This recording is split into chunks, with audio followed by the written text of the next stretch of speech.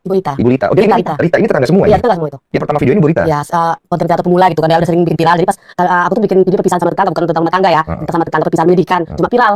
Oh, itu jadi awalnya dari situ. Ya, terus menyusul video dari dia. Itu video dari Menda yang mana ya? Video yang sama, tapi Kata-kata. Nah, kronologinya coba cerita deh. Ya, kalau kronologinya itu terjadinya di bulan 8.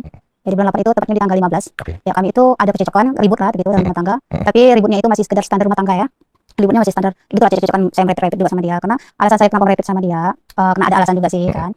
Pas dia pulang kan kejadiannya di tanggal 15. Nah, kejadian di tanggal 14 hari Kamis, dia pulang dari tempat mamanya gitu. Dan pulang dari tempat mamanya, dia ke rumah, dia buka meja makan gitu, tapi nggak ada makanan gitu. Dan saya pun lagi jualan. Nah, dia tanya sama anak yang paling tua, Isra udah makan katanya. Belum ya, kata si Isra. Jadi si Isra ini anak saya udah tawarin makan di siang hari kan. Tapi karena saya jualan, setiap ada yang beli dia minta, "Wah, aku mau ini, aku mau jajan aku gini." Jadi waktu tawarin nasi dia udah nggak mau gitu. Dia lebih fokus ke jualan jajanan saya sama jualan jajanan di gede gitu. Jadi sama dia nggak mau. Jadi bapaknya bilang, "Oh ya udah Isra, kalau kayak gitu kau bawa mamak tiri aja," katanya. Dengan nada yang agak tinggi gitu. "Kau bawa mamak tiri aja," katanya. Dengan nada yang agak tinggi. "Kalau kayak gini kita mati," katanya.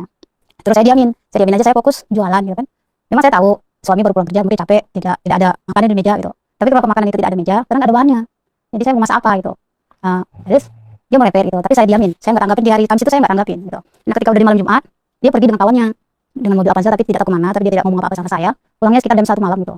Nah, tapi saya diamin aja. Pas di pagi Jumat, dia baru bangun tidur, kemungkinan belum cuci muka ya. Dia merepet lagi, dia nyindir saya lagi dengan kata-kata kayak gitu juga. Jadi di situ saya tersinggung gitu. Jadi pas dia bawa anak beli es krim, pulang dari beli es krim, saya tanya, "Kenapa? Apa salah saya?" "Aku nggak masak karena nggak ada bahan." Nanti saya merepet gitu. Ketika saya merepet, dia memancing. Dia bilang, yo terus kata dia gitu kan. Jadi saya merepet lagi, merepet. Habis itu udah, karena saya udah merasa lelah merepet, saya pergi cuci piring. Ketika saya cuci piring, dia kemas baju.